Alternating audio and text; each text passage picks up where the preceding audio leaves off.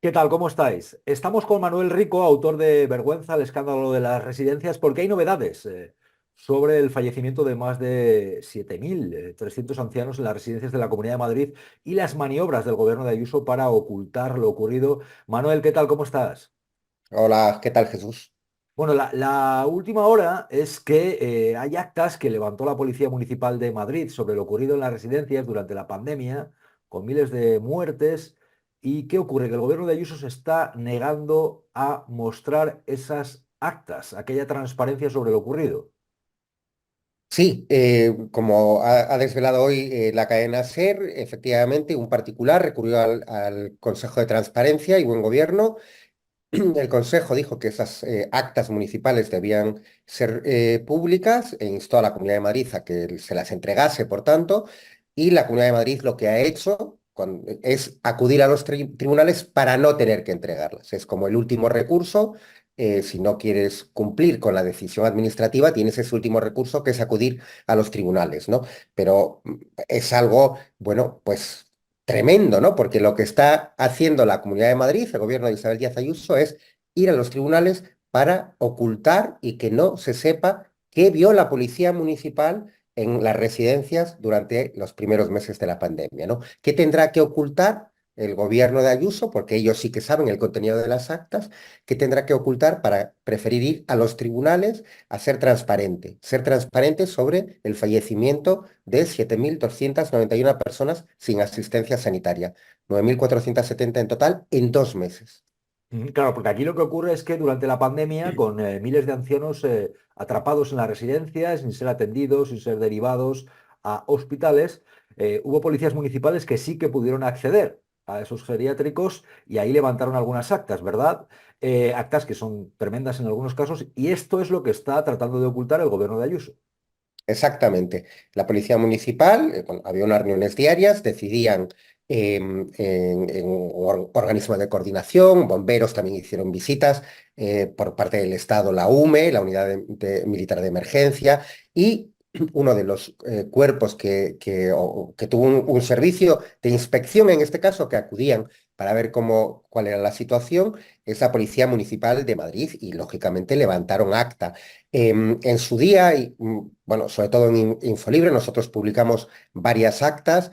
La cadena SER también publicó algún acta. Estamos hablando de junio del 2020, es cuando las publiqué yo en Infolibre, pero estamos hablando de un número reducido al que tuvimos acceso gracias a fuentes, ¿no? Que nos las facilitaron. Pero la Comunidad de Madrid está diciendo que hay más de 1.000 actas. Es uno de los argumentos que utiliza, que es muy voluminosa la información y que por eso no considera que no es mejor no entregarla, ¿no? Bueno, nosotros, los diversos medios que han publicado actas, pues podemos haber tenido acceso a 20, 30 actas, ¿no? Y son tremendas y escalofriantes, o sea que imaginemos lo que puede haber ahí, ¿no? El argumento de que no, que es uno de los argumentos que utiliza, de que es una información muy voluminosa y que por lo tanto, bueno, pues requeriría mucho personal, incluso reelaborarla para entregársela al particular, es alucinante, ¿no? Imaginemos que en cualquier otro hecho, suceso, el argumento de la administración es, no, vamos a ocultar la verdad, vamos a impedir que la sociedad tenga conocimiento de lo que ha ocurrido, porque es que tenemos mucho volumen de información, entonces se podrían conocer muchos detalles. Es tremendo, pero define perfectamente cuál es el objetivo absolutamente prioritario de Ayuso y sus cómplices, ¿no? Que es ocultar a toda costa qué ocurrió, que no se sepa la verdad de por qué fallecieron 7.291 personas sin asistencia sanitaria adecuada a la que tenían derecho. La, el- el- el- la mayor violación de derechos humanos de las últimas 4 décadas ocurrió en Madrid, sobre todo, ocurrió también en Cataluña, habría que haberlo investigado y investigarlo en las dos Castillas, básicamente, pero aquí estamos hablando de un hecho que ha ocurrido en Madrid, una decisión sobre Madrid, y lógicamente, bueno, pues Madrid tiene unas características especiales que la hacen especialmente grave y que tiene que ver con decisiones adoptadas por el gobierno Ayuso que desde entonces han intentado ocultar permanentemente mediante mentiras, mediante manipulaciones y mediante la prensa adicta que escribe al dictado, ¿no? De los intereses del gobierno Ayuso, porque es quien les financia generosamente, como has explicado o han explicado algunos de los invitados en tus programas también recientemente, ¿no? Sí, efectivamente, gente como David Jiménez contaba, por ejemplo, sí, él lo vivió, incluso lo que ocurría con gobiernos autonómicos, como pues había incluso reuniones donde se deciden las partidas de dinero que pueden ir o los intocables en los diarios, no por desgracia, en el periodismo. Pero, claro, hablando de estos asuntos, Manuel, en pura lógica, dirigentes como Ayuso y otros que estuvieran detrás de la gestión y de la competencia en las residencias de ancianos en distintas autonomías, ¿debieran haber sido llamados a declarar ante un tribunal? ¿Deberían ser llamados a declarar ante la justicia? Bueno, a mí me parece incomprensible que no hayan sido. Para empezar, los respectivos consejeros de sanidad, que eran, digamos que, el eslabón directo con esa responsabilidad. Pero es que en Madrid había un consejero de políticas sociales, el señor Alberto Reyero, que ha escrito un libro denunciando lo que vivió, denunciando, por ejemplo, que en un consejo de gobierno, 25 de marzo de 2020, pide 100 sanitarios para atender a las residencias que están teniendo decenas de víctimas, ¿no? Centenares cada día o sea, en el conjunto de residencias, decenas en residencias concretas, pide 100 personal sanitario de urgencia y no le dan ni uno.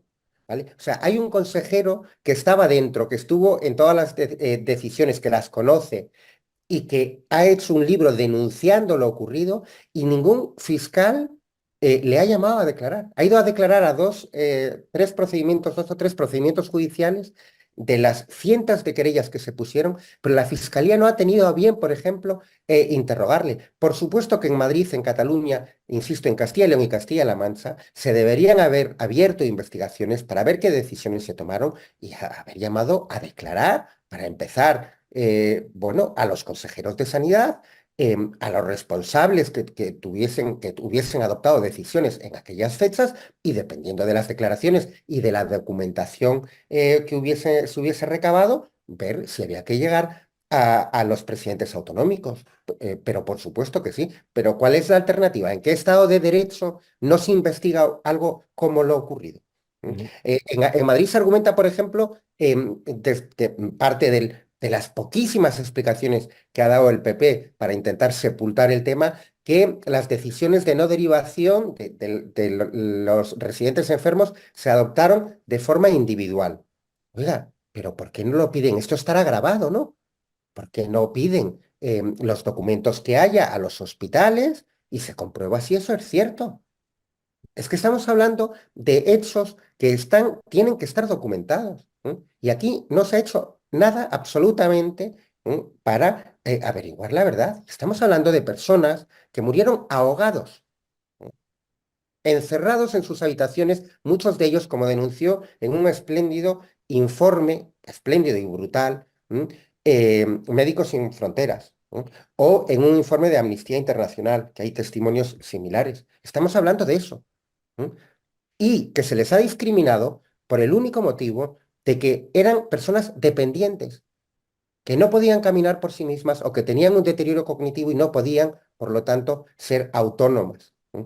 Yo creo que dentro de 40 o 50 años, cuando quienes estén en este país miren hacia atrás y miren lo que hemos hecho con las personas mayores que vivían en residencias, sentirán verdadera vergüenza.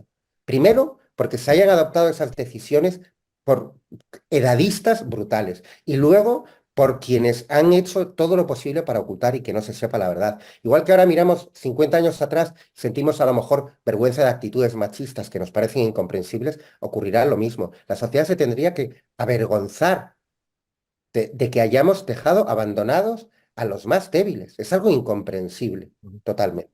Pero Manuel, decisiones como esta de las últimas horas, de saber que el gobierno de Ayuso trata de impedir que se conozcan las actas que levantó la Policía Municipal, ¿crees que van precisamente en la línea de lo que yo te comentaba, en la línea de intentar ganar tiempo y evitar que Ayuso sea llamada ante un tribunal?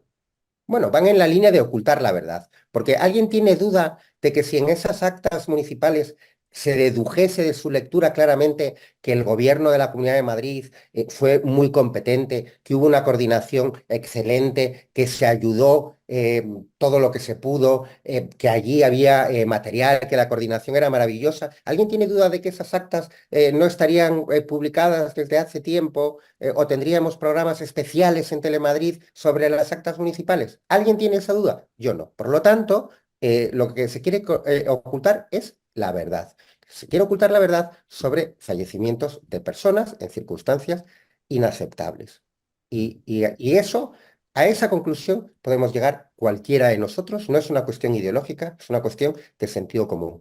Si en esas actas no hubiese cosas que el gobierno de Isabel Díaz Ayuso considera perjudiciales para ellos, y yo no sé perjudiciales en qué ámbito, porque solo conozco algunas actas, las que conozco, que las he publicado, son tremendas, tremendas, pero, por lo tanto, el objetivo es claro. Desde luego, lo que estoy seguro es que si esas actas fuesen positivas para la actuación del gobierno Ayuso, esas actas estarían publicadas y editadas en libros y con programas especiales en la televisión al servicio de Ayuso. Te voy a preguntar por alguna de estas actas enseguida, pero sí me llama la atención que al mismo tiempo que conocíamos que el gobierno de Ayuso está tratando de evitar que se conozcan las actas levantadas por la Policía Municipal de Madrid, cuidado.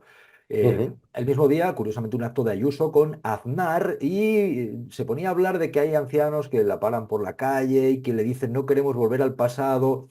Por lo que está contando el relato, pudiera parecer que se está refiriendo a no queremos volver a que nos ocurra lo que pasó en las residencias, pero esto tiene sorpresa. Vamos a ver, porque primero decía esto. Por ejemplo, hace poco estábamos en Chinchón, en un pueblo de Madrid, en el sur de Madrid, grabando un vídeo. Bueno, un hombre mayor me dio la mano y se me echó a llorar, y no es la primera vez que me ocurre con gente mayor, que me dice, yo ya esto lo he vivido, tengo miedo por primera vez, no quiero volver al pasado, cuidado de lo que está pasando, me da muchísimo miedo. Mucha gente mayor nos lo dice.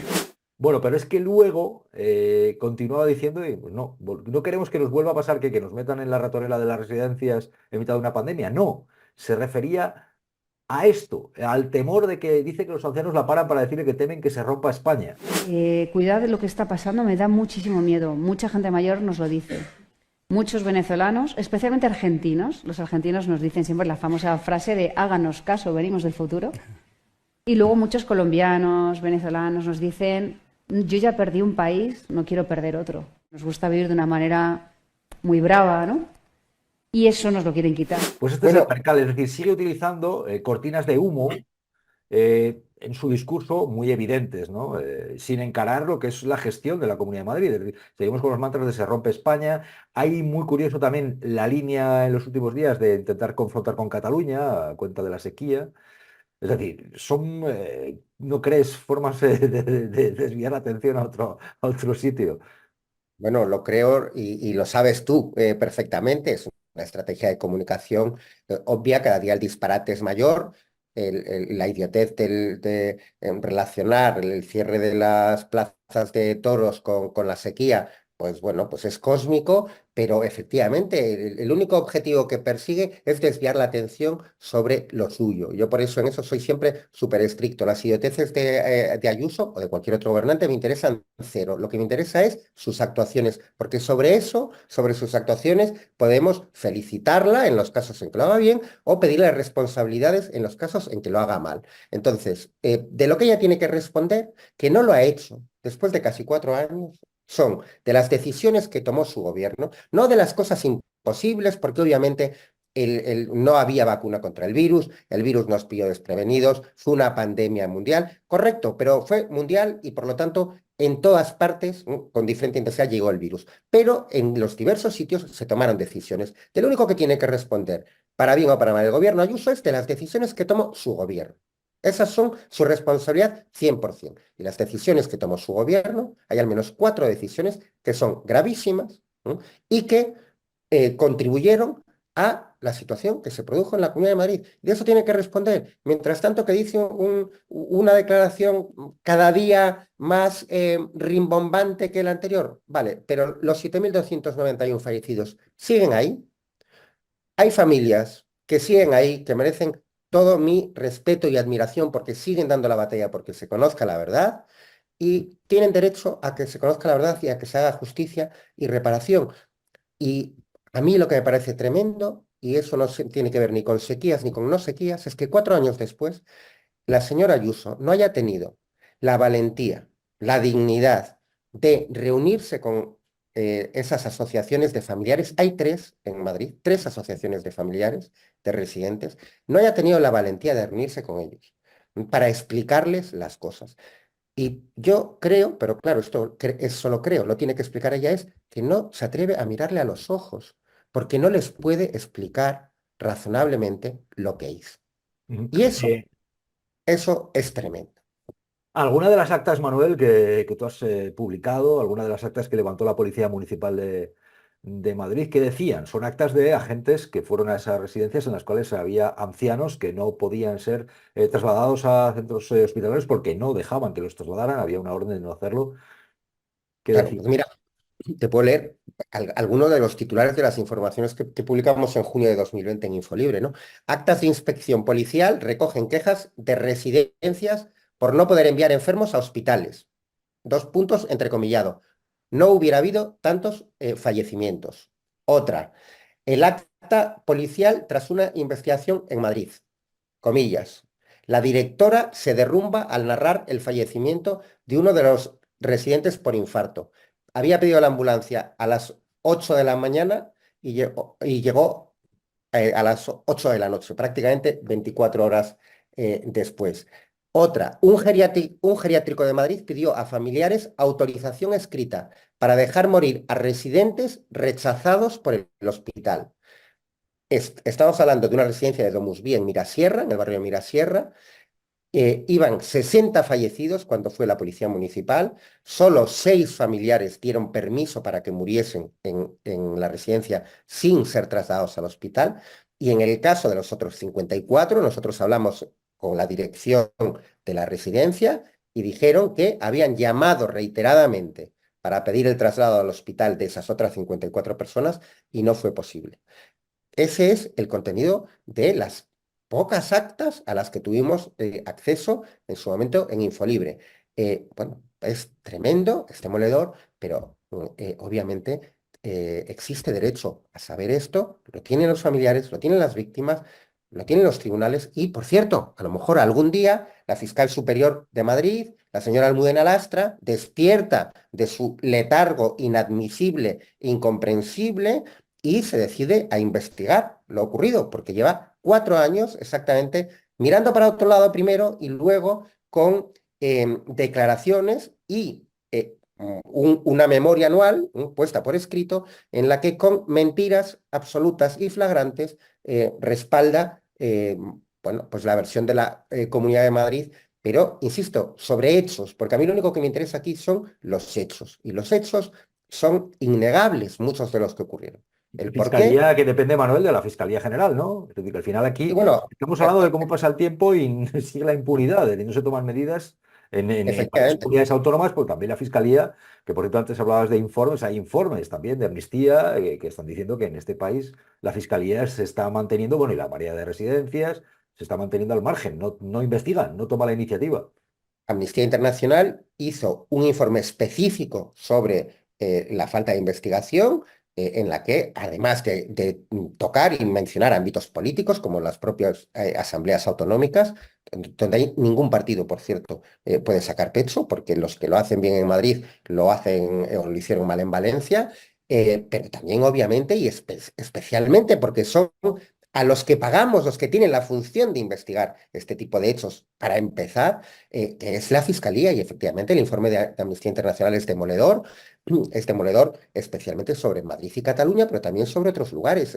Efectivamente, Madrid lo hemos hablado, pero estoy pensando, por ejemplo, en Cataluña, familiares de más de 30 residencias presentaron una denuncia en la Fiscalía de Barcelona súper detallada, con pruebas, con correos electrónicos, la archivaron sin hacer una sola diligencia de investigación, ni una sola diligencia de investigación. Eso ha ocurrido en Madrid decenas de veces y en otros lugares de España. Y obviamente la Fiscalía es un órgano jerárquico. Por lo tanto, hombre, quien en una memoria anual miente, sabiendo que miente, es responsable directa de eso. Pero el fiscal general, que no la ha destituido todavía, es responsable por no haberla destituido. Desde luego, aquí las culpas van en cascada porque es un órgano jerárquico. A veces en la calle se dice, mi madre lo dice, se tapan entre unos y otros. ¿Podría pensarse en este caso? O al menos habría motivos para sospecharlo. Bueno, yo, pues, a mí las generalizaciones me gustan lo justo, pero que aquí hay unos que se tapan a otros y que esto ocurre así y que en determinados casos, si vamos al ámbito político, pues efectivamente, por ejemplo, el PSOE en Madrid ha defendido la necesidad de una comisión de investigación y el PSC en Cataluña terminó votando a favor de cerrar la comisión de investigación que había para sustituirla por un grupo de trabajo semisecreto, por poner solo un ejemplo, ¿eh? Bueno, pues esto es algo de falta de coherencia. Yo creo que en todos lados, en todas las comunidades autónomas, de hecho, se debería haber abierto una comisión de investigación, incluso en aquellas, estoy pensando en Canarias, en Andalucía. Mira, hay dos comunidades del PP, Andalucía y Galicia, que básicamente en la primera ola, en las siguientes olas es más discutible, pero en la primera ola lo hicieron bien. Pero en todas las comunidades autónomas se debería haber abierto una comisión de investigación para saber qué ocurrió y aprender las lecciones necesarias de cómo actuar ante una pandemia, ante una crisis sanitaria como esa, para cuando venga la siguiente crisis sanitaria, que ojalá no, y no con el mismo impacto, pero por si viene, tener las lecciones aprendidas, saber que hay que mejorar, saber que hay que cambiar, es que es una cosa básica, más allá del derecho a conocer la verdad, la justicia, la reparación respecto a las víctimas, pero como sociedad, la única forma de aprender ante impactos tan brutales como ese es analizar lo que ocurrió. Y aquí lo que se ha hecho es lo contrario. Por lo tanto, efectivamente, siempre que no un partido no haya sido coherente en esa posición, pues eh, pues es una incoherencia absoluta y es denunciable, porque esto no es una cuestión ideológica. ¿Alguien cree que las 7.291 residentes fallecidos en Madrid eran todos del mismo color político? ¿O sus familiares que votan lo mismo? ¿O los 2.700 en Cataluña, que también en los dos mismos meses, marzo y abril de 2020, también fallecieron sin recibir la atención sanitaria adecuada? ¿Alguien cree que todos votaban al mismo partido? Es absurdo. Los únicos que tienen interés en politizar el tema son los dirigentes políticos. ¿Mm? La principal interesada en politizar este tema en Madrid es Ayuso. ¿Por qué? Porque si lo lleva a un debate entre izquierda y derecha, pues lo lleva a un debate en el que pues, los que sean del PP o las que crean Ayuso van a comprar sus argumentos y los del lado contrario no. Y eso es lo que le interesa. Pero nosotros somos periodistas. A mí eso no me interesa lo más mínimo. A mí me interesa que se conozca la verdad. Sí, ¿Mm? sí, sí, es permanentemente con lo que nos intentan entretener y a mucha gente la tienen así embobada. Con el Claro, hecho de, no, es que lo hizo mal tal comunidad que es del PP, pero también lo hizo mal tal comunidad que es del PSOE. Y entre unos y otros, pues el uno por el otro la casa sin barrer, ¿no? Con lo cual es muy preciso y obligatorio no caer en sectarismos. Por cierto, hablabas de dos comunidades que dices que lo hicieron bien. ¿Cuáles serían las que dices que lo hicieron bien y cuáles serían las que lo hicieron peor? bueno, a ver, en la primera ola, y yo ponía ese ejemplo además de comunidades del PP, para que no hubiese ninguna duda, yo creo que Andalucía y Galicia lo hicieron bien. El propio Reyero, el consejero entonces de Políticas Sociales, una de las cartas que envía al consejero de Sanidad, quejándose de las cosas que están ocurriendo en Madrid, pone como ejemplo de comunidades que lo están haciendo bien a Andalucía y a la Comunidad Valenciana en aquel momento. ¿Vale? En términos generales, porque, por ejemplo, en la Comunidad Valenciana hubo una residencia en Alcoy, que fue una verdadera catástrofe, una de las que más, donde más fallecimientos hubo. Por lo tanto, se requiere un análisis completo y detallado, pero es evidente que hay comunidades que lo hicieron bien. Por ejemplo, en Galicia, en la primera ola, que un ejemplo de hacerlo bien. Bueno, pues se crearon unos centros específicos a donde se llevó a los residentes que tenían sospechas de estar contagiados y por lo tanto digamos que se intentó sacar de las residencias a esas personas contagiadas y llevarlas a un centro propio. Se crearon 3 centros de estos en Galicia, en diferentes puntos. Bueno, eso es una decisión que parece evidente que fue acertada. Pero eso es un ejemplo que deberíamos ver qué cosas se han hecho así en otros lugares y que por lo tanto son correctas para afrontar una crisis sanitaria. ¿No? Y luego la antípoda es el gobierno de Madrid. Pero insisto, también Cataluña, en Cataluña se hicieron muchas cosas muy mal y en las dos Castillas, en Castilla y León y Castilla-La Mancha. Madrid se lleva la palma porque en Madrid se tomaron 4 decisiones políticas, ¿no?, que agravaron enormemente y marginaron y discriminaron a las personas mayores, ¿no? Que sintetizando son, ¿qué 4 decisiones? Sintetizando. En un minuto. Se aprueba un protocolo que impide la derivación de los residentes enfermos a los hospitales. Al mismo tiempo, no se medicalizan las residencias, que sería la otra alternativa. Si tú no envías a los enfermos al hospital, envía al hospital a la residencia, en frase de Alberto Reyero.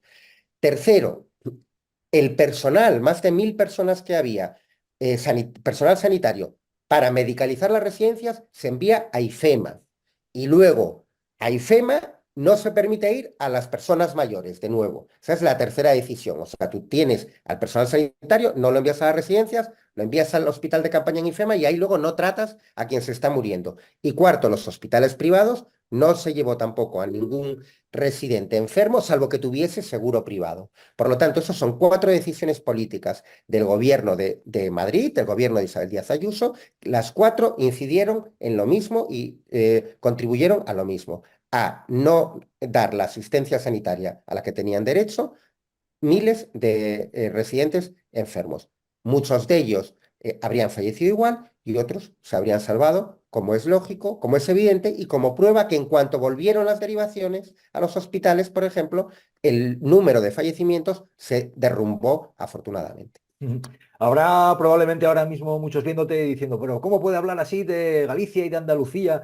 No quita que ahora mismo la gestión en la sanidad pública andaluza y gallega deje en muchos casos bastante que desear, porque hay gente que a mí, por ejemplo, me escribe y sé los problemas que hay con la sanidad pública en Andalucía o en Galicia, no quita para que tú consideres que durante la pandemia hubo cosas que ahí se hicieron bien. Porque ya veo a los muy cafeteros diciendo, oh, ¿cómo puede decir rico sobre Andalucía y sobre Galicia? Bueno, pues Yo lo digo soy una cosa para la otra, ¿no?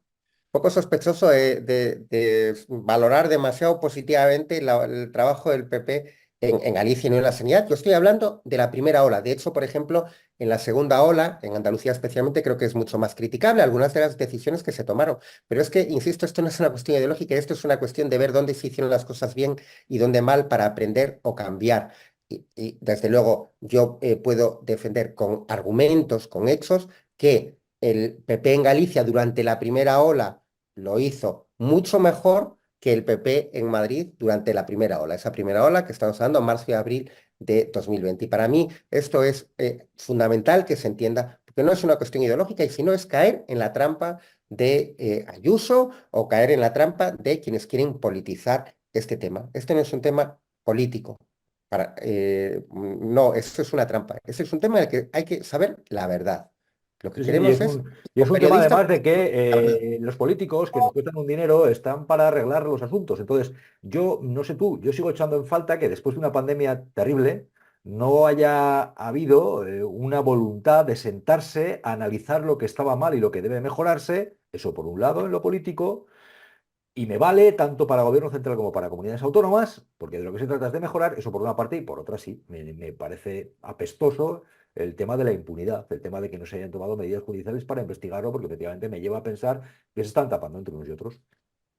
absolutamente de acuerdo. También a nivel estatal se podría haber creado en el Congreso, a la vista además de que las comisiones autonómicas en asambleas autonómicas no iban a ningún lado, una comisión por conocer la verdad y sobre todo, y también por este aspecto que comentamos, ¿no? De mejorar y aprender, porque eso es lo mínimo que hace cualquier persona inteligente y cualquier sociedad inteligente, analizar sus actuaciones, ver qué errores ha cometido para cambiarlos y mejorarlos en el futuro, ¿no? Es lo mínimo que se debería esperar y lo mínimo que se debería hacer. Estamos hablando de esa cuestión concreta. Nada tiene que ver con la sanidad, por desgracia, en Galicia, que yo tengo familiares allí, la vivo más. Bueno, hubo ayer domingo una manifestación muy numerosa y que es una clara demostración de lo mal que está en general la sanidad en Galicia, pero eso no tiene nada que ver con analizar las cosas en base a hechos siempre de forma, bueno, profesional, como se supone que debemos hacer como periodistas, ¿no? Ujú. Manuel, en Vergüenza el escándalo de las residencias, mostrabas, entre otras cosas, quiénes tienen participación económica en este asunto. Hablabas de CLECE, la empresa de Florentino Pérez, la Iglesia Católica, etcétera, etcétera. ¿En qué punto estamos ahora con las residencias de ancianos? ¿Quién está llevando el asunto fundamentalmente? ¿Quién hace negocio? A ver, efectivamente, yo en el libro describo la situación cuando llega la pandemia en 2020. Había 8 grandes grupos, más de la mitad de ellos en manos de fondos de inversión internacionales, otro en manos de unos multimillonarios franceses y luego dos en manos de multimillonarios españoles, uno de ellos Clece, que es de Florentino Pérez, y el otro familias vinculadas a lo que fue la aseguradora Santa Lucía, que controlan Valle Sol. Y bueno, esos 8 grandes grupos siguen ahí y han crecido, quiero decir, en los últimos 3 años se han abierto bueno, más de 100 residencias en España y la absoluta mayoría pertenecen a los grandes grupos. El proceso de concentración que se inauguró aproximadamente hace 10 años en España sigue de forma acelerada y cada vez tienen, bueno, pues un mayor porcentaje de todas las camas de residencias, ¿no? En el 2020 gestionaban en torno al más del 20% del total de plazas eran de estos 8 grandes grupos y esto solo se ha acentuado y se va a seguir acentuando en el futuro, ¿no? O sea que va Porque es más un la gran participación negocio, privada, va a más. va a más y además no la participación privada de una familia que tiene en un pueblecito una residencia, sino de esas grandes multinacionales en manos o de fondos de inversión o de multimillonarios, en este caso, pues, franceses y ese par de españoles, como decíamos. Sí, sí, Esto va, está bien va que a la más. gente lo sepa para que vaya, ¿no? Siendo consciente de lo que le espera el día de mañana, entre otras cosas por lo que están haciendo con lo de todos y lo que están haciendo con servicios públicos básicos y también lo que están haciendo por la inacción de la ciudadanía, que traga, traga, traga carros y carretas, a veces se queda simplemente en decir, no, es que la culpa es de un partido, no, que la culpa es de otro, y así nos tienen entretenidos y así vemos lo que está ocurriendo con servicios básicos a los que prácticamente todas las familias vamos a tener que recurrir o estamos Bueno, recurriendo. que esto es absolutamente básico. Deberíamos abrir un debate sobre el modelo residencial y sobre otras cuestiones, efectivamente, sobre el desguazamiento que se está produciendo de la sanidad pública. Bueno, es que al final estamos hablando de que están tocando la esencia del estado del bienestar, ¿no? Que al final esos son los pilares, la sanidad, la educación, las pensiones y la dependencia. Son las 4 cuestiones en las que deberíamos tener todos un objetivo más o menos común porque nos va a afectar a todos y obviamente hay que abrir un debate, estamos hablando ahora de residencias, sobre el modelo residencial, sobre si es una actividad con la que se puede hacer negocio, hasta qué punto quienes defiendan que sí, pues a lo mejor hay que limitar el porcentaje de negocio que se puede hacer, o se puede tratar a unas personas mayores igual que una fábrica de chorizos. Pues no lo sé, pero bueno, sí lo sé, yo sé lo que yo creo. Yo creo que no, pero desde luego lo que es inadmisible es que no tengamos ese debate abiertamente como sociedad y que simplemente se estén tomando decisiones que favorecen el negocio más brutal, y que aquí no pase nada y no haya ni ese debate. Es que como sociedad tenemos que hacer esa reflexión y tomar decisiones, ¿no? No, no, aquí estamos permanentemente, pues ahora, por ejemplo, con el debate de la amnistía, que no digo que no haya que debatir sobre la amnistía, por supuesto que sí, que es un asunto importante, pero se olvidan otros que son trascendentales. Por cierto, Manuel, te quiero preguntar ya para concluir, nada, un par de minutos, que me cuentes en qué punto está la labor que estáis haciendo aquellos que empujáis para tratar de que esto se investigue. Está la María de Residencias, está gente como tú, que tenéis el deseo de que esto no quede en la impunidad y en la oscuridad. ¿En qué punto está eso ahora mismo? Bueno, a ver, yo creo que, o sea, por un lado, respecto a Madrid, se hizo además una comisión ciudadana por la verdad ante la inacción de los poderes públicos y la decisión de la Asamblea de Madrid de clausurar la comisión de investigación que se había abierto inicialmente. Fueron unas jornadas súper interesantes, con testimonios brutales, la verdad. Yo creo que pronto, no sé, un mes, mes y medio, no creo que tarden más en tener el informe. Pues bueno, han pasado ya 5 o 6 meses y bueno, lógicamente es muchísimo trabajo. Está presidida por Martín Pallín, son personas que tienen otra actividad, pero yo creo que va a ser importante a la vista de los testimonios que hubo. Yo espero con enorme interés ese informe. Luego están las asociaciones de familiares. En Madrid hay tres: Marea de Residencias, Pladin Mare y Verdad y Justicia. Pero en otros sitios hay muchas asociaciones, bueno, bastantes asociaciones muy activas. En Cataluña la coordinadora 5+1 o también Marea. En Valencia hay una asociación de residencias de la Comunidad Valenciana muy activa. En fin, en Galicia hay varias y bueno, están empujando en sitios concretos como Madrid y Cataluña porque se conozca la verdad, o en otras residencias puntuales, como he hablado, y todas, por lo último que mencionábamos en nuestra conversación, que es que hablemos sobre el modelo de residencias y lo mejoremos, porque el objetivo de estas asociaciones es mejorarlo. Y bueno, y luego yo creo que pues, hay periodistas y periódicos que también hacen una labor, bueno, que en este caso no es que sea digna, es la que nos corresponde hacer, ¿no? Y bueno, y que estamos empujando ahí, pero bueno, lo importante es, yo creo que el mérito enorme de las asociaciones de familiares y que se pongan las pilas quienes tienen que hacerlo, ¿no? Fiscales, bueno, tribunales de justicia. Y bueno, pero luego hay decisiones como la que nos ha juntado hoy, que es, bueno, hay una decisión de la Comisión de Transparencia que es una apuesta por la transparencia. Su decisión fue estas actas de la Policía Municipal de Madrid tienen que conocerse. Es también una decisión correcta, es una decisión que fortalece la transparencia y por lo tanto la democracia. Bueno, yo creo que todas las cosas que sumen hay que valorarlas. Yo las valoro mucho como periodista y como ciudadano. Pues sí, hay que remarcar que la petición parte del Consejo de Transparencia, no parte de, no, Consejo de Transparencia, y es el gobierno de Ayuso el que se niega a mostrar esas actas y recurre para intentar alargar los plazos y, bueno, pues una labor de oscurantismo. Manuel Rico, una vez más un placer de compartir pues este rato informativo puramente, además para que la gente tome nota y que nos haga reflexionar, que es lo que pretendemos en este espacio, que es el que nos dejan, Manuel, pero lo aprovechamos Placer. mientras haya salud. El Muchísimas placer gracias, es Manuel. mío. Muchas gracias a ti. Seguimos. Gracias.